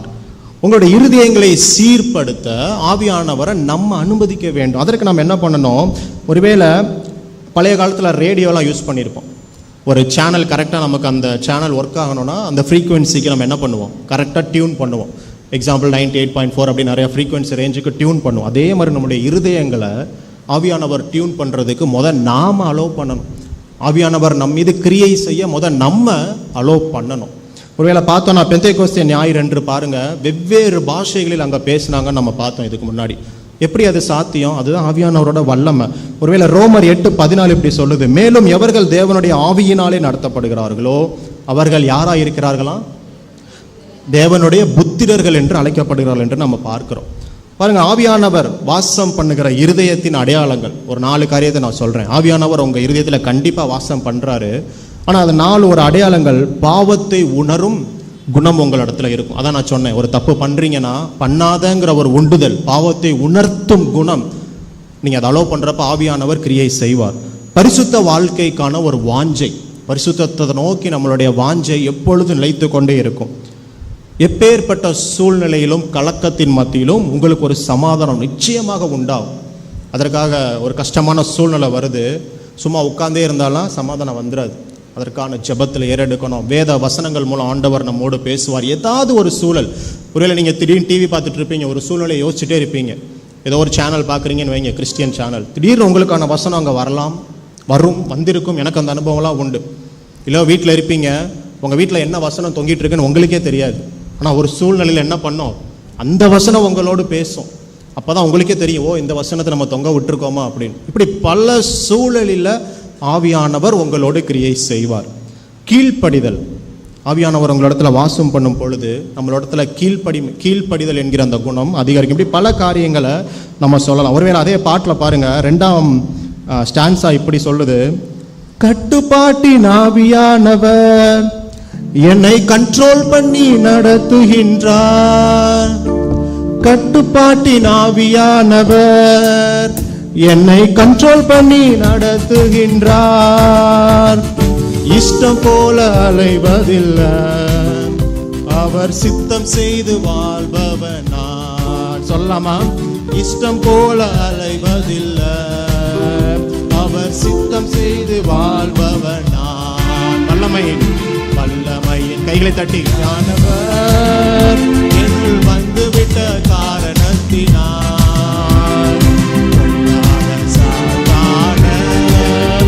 ஒரு சொல்லால விரட்டிவிட்டேன். பாருங்க, ஆவியானவர் நம்ம இடத்துல இருக்கும் பொழுது இஷ்டம் போல நம்ம அலைய மாட்டோமா, அவர் சித்தம் செய்து வாழ்கின்ற பிள்ளைகளாய் நாம் காணப்படுவோம் என்று தந்தை அருமையாக இங்கே எழுதியிருக்கிறார். முதலாவது நான் என்ன சொன்னேன்? கடவுளுடைய சித்தத்தை கேட்க நாம் உலக இறைச்சலிலிருந்து நம்ம விலக்கி கொள்ள வேண்டும். இரண்டாவது சொல்லுங்க, நான் கிளாஸில் நான் டீச் பண்ணுறப்ப 60 பேர் இருப்பாங்க பசங்க. நான் மேலே ப்ரொஜெக்டரில் பிபிடி போட்டோ இல்லை எழுதிட்டோ பண்ணிகிட்டே இருப்பேன். எல்லாம் அப்படியே பக்காவாக லிசன் பண்ணுற மாதிரி இருக்கும். அப்படி தான் உட்காந்துருப்பானுங்க எல்லாம். ஃபஸ்ட்டு பீரியடு போனாலும் சரி, 8வது பீரியடு போனாலும் சரி, அப்படியே பிரைட்டாக இருக்கும் மூஞ்சி. ஆனால் உள்ளே என்ன ஓடாது, நான் நடத்துறது ஓடாது. ஆனால் அவன் பார்க்குறது நல்லா கவனிக்கிறான்ப்பா, நல்ல ஒரு கிளாஸ் இந்த வாட்டி நமக்கு அமைஞ்சிருக்கு, தொல்லையே இல்லைன்னு நினப்பேன். ஆனால் எங்கே தெரியும் அவனோட லட்சணம்? எக்ஸாம் வரும், அங்கே தான் தெரியும். நான் பார்ப்பேன் ஒவ்வொரு வாட்டியும், இந்த மூஞ்சி அடுத்திருக்கு இந்த மார்க் அப்படிங்கிற மாதிரி. நான் உங்களை அப்படி சொல்லலை பாருங்கள், இதுதான் நிதர்சனம். 2வது, ஆவியானவர் நம்ம இடத்துல கிரியை செய்ய நம்ம என்ன பண்ண வேண்டும்? அவர் நம்மை சீர்படுத்த நாம் அனுமதிக்க வேண்டும். 3வதாக ஒரே ஒரு காரியம், தேவனின் சத்தத்திற்கு உடனே கீழ்ப்படியுங்கள். Respond obediently when you hear God's word. பாருங்க, உலக இறைச்சலை அமைதிப்படுத்திட்டோம், நம்முள்ள ஆண்டவர் ஆவியானவர் மூலம் கிரியை செய்ய நம்ம அனுமதிச்சிட்டோம். தேவனுடைய சத்தம் நம்ம இடத்தில் துணிக்கும் போது உடனே கீழ்ப்படுகின்ற ஜனங்களாய், பிள்ளைகளாய் நாம் காணப்பட அழைக்கின்றோம். அங்கே பார்த்தோம் 3000 ஜனங்கள் ரட்சிக்கப்பட்டாங்க நம்ம அங்கே பார்த்தோம். ஆனால் உண்மையிலே பார்த்தா 3000 பேர் இருந்திருக்க மாட்டாங்க. அழைப்பு எல்லாருக்கும் தான் வந்திருக்கும். பேதுரு எல்லோரையும் நோக்கி தான் அங்கே பிரசங்கம் பண்ணுறார். ஆனால் அந்த அழைப்பில் பங்கு கொண்டு தங்களை அர்ப்பணித்தவர்கள், கீழ்ப்படிந்தவர்கள் எத்தனை பேர்னா 3000 பேர். அது மாதிரி தான் பாருங்கள், இன்றைக்கி அழைப்பு எல்லோருக்கும் காமனாக தான் வருது. எல்லோருக்கும் வசனங்கள் துணிக்குது. இன்றைக்கி வசனம் எந்த சூழ்நிலையில், ஒருவேளை அந்த காலத்தில் பார்த்தீங்கன்னா சர்ச்சுக்கு வருவோம் ரொம்ப ஒரு வாஞ்சையோடு, அன்றைக்கி என்ன ஆண்டவர் நம்மளோட பேச போகிறாருன்னு வாஞ்சிட்டு இருப்போம். நான் சொல்கிறது ஒரு 15-20 இயர்ஸ் பேக். ஆனால் இன்றைக்கி பாருங்கள், எங்கே போனாலும் வசனம் தான். நீங்கள் ஃபோனை திறந்தாலும், ரீல்ஸில் போனாலும் வசனம் இருக்குது, யூடியூப் போனாலும் வசனம் இருக்குது, டிவி ஓப்பன் பண்ணாலும் வசனம் இருக்குது. ஒருவேளை நமக்கு என்ன ஆகிட்டுன்னா, வசனங்கள் கேட்டு கேட்டு நமக்கு என்ன ஆகி போச்சு சொல்லுங்கள்? யாராவது சொன்னீங்க? போர் அடிச்சிருச்சு.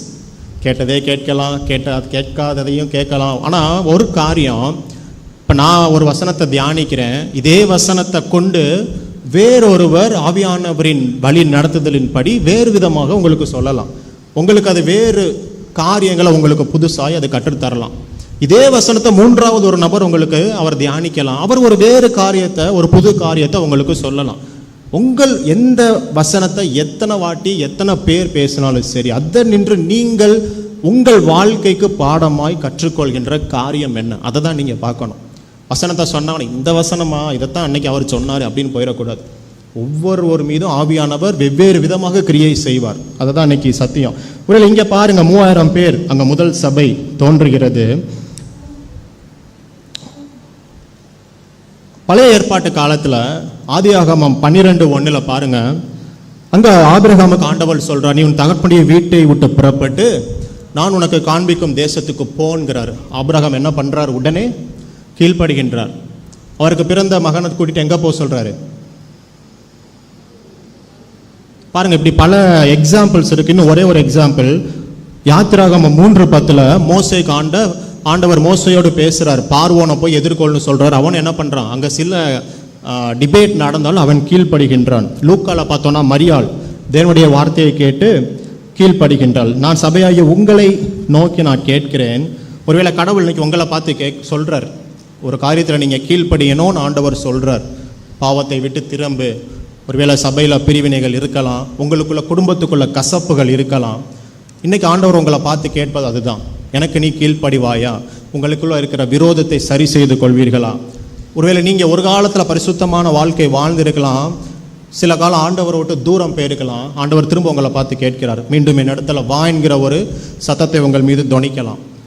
இன்னும் வல்லமையாய் ஆவியானவருடைய வல்லமையோடு ஊழியங்களை செய்யலாம் என்று கூட அழைக்கலாம். உங்களுடைய குடும்பத்தில் இருக்கிற கசப்புகள், ஒருவேளை பிரிவினைகள், விரோதங்கள், அதை மீண்டும் சரி செய்து கொள் என்று பல காலம் இன்னைக்கு நான் உங்கள் முன்னாடி வைக்கிறேன். உங்களுடைய கீழ்ப்படிதல் எப்படிப்பட்டதாய் இருக்க போகின்றது என்பதை நீங்கள் ஒரு விசை தியானிக்கும்படியாய், உங்களை நீங்களே சரி செய்து கொள்ளும்படியாய் நான் உங்களை நோக்கி கேட்கின்றேன். ஒருவேளை பல விசுவாசிகள் தேவனின் குரலை கேட்கிறோம், எல்லாருமே அவரோட குரலை கேட்கிறோம். ஆனால் சில பேர் உடனே ரெஸ்பாண்ட் பண்ணுறாங்க, சில பேர் அதை தாமதிக்கிறாங்க. எல்லாருக்கும் இப்போ இந்த வாரம் நான் பிரசங்கிச்சுட்டு போயிடுறேன், அதில் அதான் ஒரு ஆள் 2 ஆளுக்கு ஆண்டவர் ஏதாவது கிரியை சேர்ந்தால் எனக்கு சந்தோஷம். ஆனால் எல்லாராலையும் அப்படி முடியாது. சில பேர் ரெஸ்பாண்ட் பண்ணுவாங்க, சில பேருக்கு கொஞ்சம் டைம் எடுத்துக்குவாங்க. சில பேருக்கு என்ன பண்ணலாம், டைம் எடுத்தாலும் நான் இப்படி தானும் இருக்கலாம். ஆனால் தாமதமான கீழ்ப்படிதல் பல நேரங்களில் கீழ்ப்படியாமையாக மாறுகின்றது. நீங்கள் டிலே பண்ண அதுவும் கீழ்ப்படியாமையாக அது மாறுகின்றது. ஒருவேளை பெந்தைக்கோஸ்தே ஞாயிறு நம்மளை கீழ்ப்படி அழைக்கின்றது, நம்மளை செயல்பட அழைக்கின்றது. பெந்தைக்கோஸ்தே நாளுக்கு முன்பதாக சீஷர்களை பார்த்தீங்கன்னா, ஆண்டவர் பரலோகம் ஏறின பின்பு ஒரு அறையில் அவங்க கூடி இருந்து ஜெபிச்சுட்டு ஆண்டவருடைய வாக்குத்தத்தம் நிறைவேறும் வரையிலும் அவங்க வெயிட் பண்ணிட்டு இருந்தாங்க. ஆனால் பரிசுத்த ஆவியானவர் வந்த பின்பதாக பாருங்க, சூழ்நிலைகள் தலைகீழாக மாறுகின்றது. உலகத்திற்கு முன்பாக நின்று தைரியமாய் அவர்கள் பிரசங்கித்தார்கள்.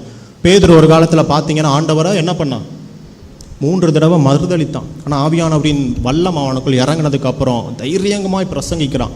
சவுல் என்ன பண்ணார், புதிய ஏற்பாட்டில் அப்போஸ்தலர்களை துன்புறுத்துகிற ஒரு மகனாய் இருந்த சவுல் ஆவியானவரின் துணையோடு பவுலாக மாற்றப்பட்ட பின் ஒருவேளை அந்த அப்போஸ்தலரோட லேட்டர் சாப்டர்ஸை நீங்கள் வாசிச்சிங்கன்னா அநேக தேசங்களுக்கு இவர்களோட ஊழியங்கள் சென்று கொண்டிருந்தது.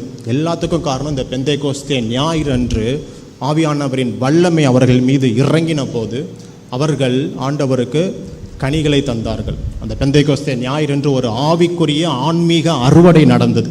அதுதான் கனெக்ஷன். பழைய ஏற்பாட்டில் அறுவடை பண்டிகை, இங்கே ஆன்மீக ஒரு ஆவிக்குரிய அறுவடை நடந்தது. அதன் விளைவாக சீஷர்கள் உலகமெங்கும் சென்று சுவிசேஷத்தை அறிவிச்சாங்க. ஆண்டவருடைய சத்தத்தை சொன்னாங்க. சிலர் ஏற்றுக்கொண்டாங்க, சிலர் மறுதளித்தாங்க, சிலர் சீடர்களுக்கு எதிராக எழும்புனாங்க, சீடர்கள் அடித்து துன்புறுத்தினாங்க, சீடர்கள் மரணத்திற்கு உட்படுத்தப்பட்டாங்க. ஆனாலும் ஆவியானவரின் துணையோடு சீடர்கள் தொடர்ந்து எடுத்து சென்றனர். உங்களை பார்த்து நான் சொல்கிறேன் முடிவா, இந்த உலகம் மிகவும் கலக்கமான உலகம்தான். ஆண்டவர் இன்றும் உங்களோடு என்னோடு பேசி கொண்டு தான் இருக்கிறார். ஆவியானவரின் துணை எப்பொழுது நம்மளோடு இருக்கும். இந்த பெந்தைக்கோஸ்தே ஞாயிறு உங்களுக்கு 3 காரியங்களை கற்றுத் தருகின்றது. ஆவியானவரின் சத்தத்தை கேட்க, நம்மை சுற்றி இருக்கிற அந்த உலகத்தின் இறைச்சலை நாம் அகற்ற வேண்டும். பரிசுத்த ஆவியானவர் உங்கள் இருதயத்தை சீர்படுத்த நீங்கள் அனுமதிக்க வேண்டும். தேவனின் சத்தத்திற்கு கீழ்ப்படிய நாம் அழைக்கப்படுகின்றோம். ஒருவேளை என்னுடைய ஒரு சாட்சியை மாத்திரம் நான் சொல்லி நான் நிறைவு பண்ண ஆசைப்படுறேன். 2011 நான் 12th முடித்தேன். அடுத்து என் தலையில் என் பேரண்ட்ஸ் எழுதிட்டாங்க இன்ஜினியரிங் தான் போகணும் அப்படின்னு. பிடெக் இசிஇ பண்ணேன். கலசலிங்கம் யூனிவர்சிட்டி கிருஷ்ணன் கோயிலில் இருக்கும், உங்களுக்கு தெரியும். அதற்கு முன்பதாகவே 11th படிக்கிறப்ப இருந்து 11th 10th நாட் ஷியர் எங்கள் சர்ச்சில் நான் தான் ஆர்கனிஸ்டாக அமர்த்தப்படுறேன். 12th முடித்த உடனே நான் வெளியே கிளம்ப வேண்டிய ஒரு சூழ்நிலை. கலசலிங்கம் யூனிவர்சிட்டி, அதுக்கு முன்பதாக காருண்யா அப்படிங்கிற ஒரு யூனிவர்சிட்டி இங்கிட்ட நிற்கிது. அதுக்கு நான் என்ட்ரன்ஸ் எழுதினேன். ஆனால் எனக்கு போக பிரியம் இல்லை. ஏன்னா கலசலிங்கம் பக்கத்தில் இருக்குது. ஏன்னா நான் ஒரு 1 இயருக்கு மேலே 12th முன்னாடி மினிஸ்ட்ரியில் இன்வால்வ் ஆகிட்டேன். கீபோர்ட் போடுவேன், மார்னிங் சர்வீஸில் போடுவேன். அங்கே வாரம் ஈவினிங் ப்ரைஸ் அண்ட் வர்ஷிப்னு ஒரு சர்வீஸ் நடக்கும். எல்லா வாரமும் ஈவினிங் அரௌண்ட் 6:30 to 8:30 வரைக்கும் வாரம் வெளியே இருந்து பிரசங்கியார்கள் வருவாங்க. ஒரு 5 பாடல்கள், துதி பாடல்களை நாங்கள் பாடுவோம். அதுக்கப்புறம் பிரசங்கத்தை கேட்டு கடந்து செல்வோம். நான் காலேஜ் சேர்ந்ததுக்கு அப்புறமும் கிட்டத்தட்ட 4 வருஷம் பிடெக் கோர்ஸ். என்னுடைய பெருமைக்காக சொல்லலை. இந்த 4 வருஷத்தில் ஒரு 4 மிஞ்சி போனால் ஒரு 3 இல்லை 4 வாரம் தான் நான் என்னுடைய சபைக்கு வர்றதை நான் மிஸ் பண்ணேன். ஒருவேளை அது என்னோட பலவீனத்தினால இருந்திருக்காது, காலேஜில் வேறு ஏதாவது ஒரு சூழலாக இருந்திருக்கும். எல்லா வாரமும் எனக்கு அப்படி ஒரு இன்ட்ரெஸ்ட் வரணும், நம்ம ஊழியத்தை நம்ம கிரயமாக செய்யணும்னு சபைக்கு வந்து காலை சர்வீஸ் அட்டன் பண்ணிவிட்டு மாலை சர்வீஸ் அட்டன் பண்ணிவிட்டு விடிய காலம் 4 மணி 4:30 மேலூர்லேருந்து கிளம்புவேன். அங்கே போக ஒரு 7-8 மணி ஆகும். வாரம் இதை நான் கடைப்பிடிச்சிட்டு வந்தேன். பாருங்கள், நான் பிடெக் கோர்ஸ் முடித்தேன். அப்புறம் என் பேரண்ட்ஸ் அதையும் என் தலையில் எழுதிட்டாங்க. நீ கம்பெனிக்கெலாம் வேலைக்கு போகக்கூடாது, மாஸ்டர்ஸ் படிச்சிரு, நீ ஒரு ப்ரொஃபஸராக தான் போகணுன்னு. பாருங்கள், எனக்கு கிடைச்சது ஒரு பெஸ்ட்டு பேரண்ட்ஸ். ஆவியானவரின் வழி நடத்துது. மேபி என்னோட ஃப்யூச்சர் என்னன்னு அவங்களுக்கு கடவுள் சொல்லியிருக்கலாம். அவங்க அப்போ அப்படி சொன்னாங்க. அதனால் நான் பிடெக் முடிக்கிற வரைக்கும் ஃபைனல் இயரில் ஒரு பிளேஸ்மெண்ட் கூட நான் அட்டன் பண்ணலை. மாஸ்டர்ஸ் வருது. அப்போ எனக்குள்ளாக இந்த உலக இறைச்சல் வருது. 4 வருஷம் இங்கேயே சுற்றி ஓட்டிட்டோமே, அடுத்த 2 வருஷம் ஃப்ரெண்ட்ஸ் எல்லாம், ஏன்னா என் ஸ்கூலில் படித்தவங்க கோயம்புத்தூர் சென்னைன்னு ஜாலியாக படிச்சுட்டாங்க, நம்மளும் கொஞ்சம் வெளியூரில் போய் ஜாலியாக இருக்கலாம், கொஞ்சம் எக்ஸ்போஸ் பண்ணிக்கலாம் அப்படின்னு சென்னையில் இருக்கிற எஸ்எஸ்என் காலேஜ் இப்படி பல காலேஜுக்கு அப்ளிகேஷனை தூக்கி வீசுகிறேன். ஆனால் எதுவுமே கிளிக் ஆகலை. கடைசியில் சரி போனால் போதுன்னு இந்த சிவகாசியில் இருக்கிற மெப்கோ காலேஜ், அதை பற்றி எத்தனை பேருக்கு தெரியும் தெரில, தம்பி சிரிக்கிறான், தெரியுமா என்னன்னு தெரில. One of the strict college. இன்றைக்கும் அங்கே மொபைல் ஃபோன் அலோடு கிடையாது. இன்றைக்கும் அங்கே ஆண்கள் பெண்கள் பசங்க பேசிக்கக்கூடாது. இப்படி பல ஸ்ட்ரிக்டான ரூல்ஸ் இருக்குது. உங்களுக்கு நிறைய பேருக்கு அப்போனா பிடிக்கும் டக்குன்னு. அதனால் அங்கே அட்மிஷன்ஸ் குமியும். என்னையும் அங்கே எம்டெக் போய் சேர்த்தாங்க. நான் எம்இ தான் படிக்க போகிறேன். எனக்கும் அதே ரூல்ஸ் தான், ஃபோன் அலோடு கிடையாது, எதுவும் கிடையாது. 2 வருஷம் அங்கே நான் படித்தேன். பாருங்கள், அப்பையும் கூட நான் வாரம் வர்றதை நான் வந்து எவ்வளோ முடியும், அங்கே கொஞ்சம் ரூல் ஸ்ட்ரிக்ட்டு, எல்லா வாரமும் வீட்டுக்கெல்லாம் அனுப்ப மாட்டாங்க, 2 நாள் லீவுனா தான் வீட்டுக்கு அனுப்புவாங்க. அப்போ எனக்கு ஒரு தடை வருது, இந்த ஆலயத்தில் பங்கு கொள்ள முடியாமல், என்னுடைய அந்த இசை ஊழியத்தை செய்ய முடியாமல் தடை வருது. அப்போ அங்கே ஆசீர்வாதம் அப்படின்னு ஒரு பாஸ்டர் இருந்தார். சபை மக்கள்லாம் கேட்பாங்க, என்ன தம்பி வாரம் வருவேன், ஏன்னா எனக்கு அடுத்து அங்கே ப்ளே பண்ணால் அடுத்த ஒரு ஆள் அங்கே இல்லை அந்த சமயத்தில். அதுதான் ரீசன், என்னுடைய பெருமைக்காக நான் அதை சொல்லலை. அடுத்த ஆள் அங்கே இல்லாதனால நான் இல்லாத டைமில் மோஸ்ட்லி கீபோர்டே இல்லாமல் தான் அங்கே சர்வீஸ் நடக்கும். எனக்கு அது ரொம்ப மன வருத்தத்தை உண்டாக்குச்சு. 4 வருஷம் என்ன ஆண்டவரே சந்தோஷமாக வந்து போனேன் அப்படின்னு. ஒரு இயர் உள்ளே இருந்து பார்த்தேன். செகண்ட் இயர் என்ன பண்ணிட்டேன்னா ஹாஸ்டல் வேணான்னு வெளியே வந்து ரூம் எடுத்துட்டேன். வெளியே ரூமில் தங்கி வாரம் என்னால் முடிஞ்ச அளவுக்கு வந்துட்டேன். அப்பையும் பாருங்கள், எம்டெக் முடித்தோன்னே அப்பையும் என் பேரண்ட்ஸ் விடலை.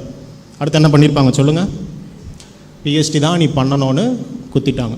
ஆனால் அதுவும் தேவ சித்தம் என்று நான் அந்த எம்டெக் காரியத்துக்கு அப்புறம் தான் நான் புரிஞ்சுக்கிட்டேன். அந்த எம்டெக் பண்ணுறப்ப ஆண்டவர் ஏன் என்ன இந்த உள்ளூர்லேயே என்னை ஓட்டிக்கிட்டு இருக்காருன்னு எனக்கு ஆவியானவர் என்னோடு பேசினார். நீ இந்த சபைக்கு தேவை, இந்த ஊழியத்திற்கு நீ தேவை, உன்னை நான் எங்கேயும் வெளியே நான் அனுப்ப போகிறதில்லைங்கிற ஆவியானவரின் சத்தம் எனக்கு உரைத்தது. அதனால் பாருங்கள், பிஹெச்டி பண்ணுறப்பையும் அப்படி தான். ஜூனில் முடித்தேன் எம்டெக்கு. அடுத்த டிசம்பர் வரைக்கும் பல காலேஜ் ஏறி இறங்குறேன். என்னோடய மனைவிக்கும் தெரியும், பல காலேஜ் ஏறி இறங்குறேன், பிஹெச்டியோட என்ட்ரன்ஸ் எழுதுகிறேன். ஆனால் எங்கேயுமே கிளிக் ஆகலை. மெப்கோவே வேணாங்கிற ஒரு முடிவில் தான் வெளியில் ஓடிடலான்னு இருந்தேன். திரும்ப ஆண்டவருடைய சித்தம் ஃபுல் டைம் பிஹெச்டி மெப்கோக்குள்ளேயே எனக்கு கிடச்சிச்சு. கடைசி அங்கே ஒரு ஸ்டைஃபண்டோட மெப்கோக்குள்ளேயே ஒரு 4 வருடம் நான் பிஹெச்டியை பண்ணி முடிச்சு பாருங்கள். நான் படித்த அதே கல்லூரியில் இன்றைக்கு உதவி பேராசிரியராக ஆண்டவர், நான் கிடையாது, எங்கள் பெற்றோர்கள் மூலம் ஆண்டவர் அவருடைய சித்தத்தை வெளிப்படுத்தினார். நான் அதை வந்து சில டைம் வழி மாறினாலும் ஒரு கட்டத்தில் அதை நான் அக்செப்ட் பண்ணிக்கிட்டேன். இதுதான் தேவ சித்தம், இதுதான் ஆவியானவர் உணர்த்துகிறார். என் தலையில் என் எதிர்காலத்தை குறித்து ஆண்டவர் வைத்திருக்கிற சித்தம் இதுதான். நான் அந்த நேரத்தில் உணர்ந்து கொண்டு நான் என்னை ஒப்பு கொடுத்து பாருங்கள், அந்த பிஹெச்டி கிட்டத்தட்ட 4.5 வருடம் ஆச்சு முடிக்கிறதுக்கு. அப்பயும் நான் ஒரு நாளும் மிஸ் பண்ணதில்லை. பிடெக்கில் ஆரம்பித்தது, ஓடுறதுக்கு வாரம் ட்ராவல் பண்ணது, நான் பிஹெச்டி முடிக்கிற வரைக்கும் என்னுடைய சபையை நான் விடவே இல்லை. எனக்கு அப்படி ஒரு வைராக்கியம், அப்படி ஒரு வாஞ்சை. அங்கே இசையினாலையும் பாடல்களால் மட்டும்தான். நான் சின்ன வயசுலேயே ஞானஸ்தானம் பெற்றவன் தான், கம்யூனியனும் பெற்றவன் தான். ஆனாலும் ஆண்டவருடைய தொடுதல் இந்த இசை, இந்த கருவி மூலமாக தான் என்னை தொட்டுச்சு. ஆண்டவருடைய பாடல்கள் தான் என்னை தொட்டுச்சு. அது வேறு விதமாக என்னை மாற்றுச்சு.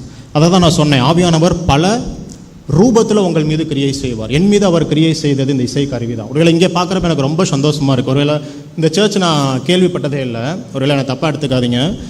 எங்களுடைய ஐயா என்னை அதாவது 1 மந்த்துக்கு முன்னாடி ஐயா என்கிட்ட பேசினாங்க. அப்போ கூட எனக்கு இந்த அபிஷேகநாதர் ஆலயம்னு எனக்கு தெரியாது. அப்போ எங்கள் அப்பா தான் சொன்னார், சிவகங்கையில் 2 சர்ச் இருக்குடா அப்படின்னாரு. நான் அப்போ டக்குன்னு கூகுள் பண்ணேன். ஃபஸ்ட்டு இது தான் வந்துச்சு, அபிஷேகநாதர் ஆலயம்னு உங்களுடைய யூடியூப் பேஜெலாம் பார்த்தேன். ரொம்ப சந்தோஷமாக இருந்தது. ஒரு சிறிய சபையாக இருந்தாலும் பாருங்கள், பசங்க அங்கே பின்னாடி உட்காந்துட்டு நல்ல ஒரு ஒர்க் பண்ணிகிட்டு இருக்கிறாங்க. உங்களோட லைவ் ஸ்ட்ரீம்ஸ்லாம் நான் பார்த்தேன், நல்ல குவாலிட்டியான ஆடியோ ப்ளஸ் வீடியோ. இதெல்லாம் எல்லா இடத்துலையும் வந்து இந்த வேலையை பார்த்துட்ருக்கிற பசங்களுக்கு எல்லா இடங்களையும் ரெக்கக்னிஷன் கிடைக்காது. அது உண்மை தான். ஏன்னா இதே மாதிரி என்னுடைய சபையிலும் நான் வந்து பல வேலைகள் பார்த்தவன் தான். எனக்கு ஒரு கட்டத்தில் தான் புரிந்தது, எல்லாத்தையும் ஒரு அரசியல் கண்ணோட்டோடு தான் பெரியவங்க பார்க்குறாங்க அப்படின்னு. ஒருவேளை இங்கே அப்படி இருந்தால் தம்பிங்க நீங்கள் நினச்சிக்கணும், இதற்கான பலன் கண்டிப்பாக உங்களுடைய வாழ்க்கையில் உண்டு. நான் அன்னைக்கு வாரம் என்னுடைய சபையை நோக்கி நான் ஓடின அதற்கான ரிசல்ட் தான் உங்கள் முன்னாடி ஒரு நல்ல பொசிஷனில் டாக்டர் எம்ஹர்சன் அழைக்கப்படுற அளவுக்கு ஆண்டவர் என்னை உயர்த்தி இருக்கிறார். என்னோட படிப்பில் எவ்வளவோ கஷ்டங்கள் எனக்கு வந்தது, கஷ்டமான கடினமான பாதைகள் வந்தது. பிஹெச்டிங்கிறது அவ்வளோ ஈஸி கிடையாது. ஆனாலும் ஆவியானவரின் துணையோடு அந்த காலங்களை எல்லாம் கடந்து பாருங்கள், எம்டெக்கில் பெஸ்ட் அவுட் கோயிங் ஸ்டூடெண்ட்டுங்கிற ஒரு அவார்டோடு நான் வெளியே வந்தேன் எம்டெக் படித்து முடிக்கிறப்ப. அப்போ இவ்வளோ பெரிய ஒரு ட்ராஃபி கொடுத்தாங்க. அதை வாங்கிட்டு நான் சர்ச்சில் காமிக்கிறப்ப பல சபை மக்கள் சொன்னாங்க, நீ ஓடினதுக்கான ரிசல்ட்ரா தம்பி இது, இன்னும் ஆண்டவரை விட்டுறாது அப்படின்னு. உடனே என்னுடைய சாட்சியை நான் என்னுடைய பெருமைக்காக நான் சொல்கிறேன்னு நினைக்காதீங்க. இங்கே பல பேர் இருக்கலாம், உங்களுடைய பிள்ளைகள் இருக்கலாம். ஒரே ஒரு விஷயம், நான் அந்த 18 முதல் 22 வயது நிரம்பிய பசங்கள் மத்தியில் ட்ராவல் பண்ணுறனால நான் சொல்கிறேன், இந்த காலகட்டத்தில் உங்களுடைய பிள்ளைகளை ஒரு நல் வழியில் வளர்க்குறதும் நடத்துகிறதும் மிகவும் கடினம். மிகவும் 100%லாம் சொல்ல மாட்டேன், 200-300% கஷ்டம். எங்கே திரும்பினாலும் அவங்களுக்கு டிஸ்ட்ராக்ஷன்ஸ் ரெடியாக இருக்குது. அவங்க பாவத்தில் விழ தள்ளவே வேண்டாம், அவன் நடக்கிற இடத்துலையே குழி இருக்குது. அப்பேற்பட்ட ஒரு கடினமான கஷ்டமான உலகம். இதை நம்ம ஜெயிக்கணும்னா பெற்றோர்களாகிய நம்ம மத்தியிலையும் பரிசுத்தம் காணப்படணும், பிள்ளைகள் மத்தியிலும் பரிசுத்தம் காணப்படணும். ஆவியானவரின் துணை இருந்தால் மாத்திரம் இந்த உலகத்தை நம்மால் ஜெயிக்க முடியும். ஆகவே உலகத்தின் இறைச்சலை அகற்றுவோம், ஆண்டவர் நம்மை சீர்படுத்த நாம் அனுமதிப்போம்.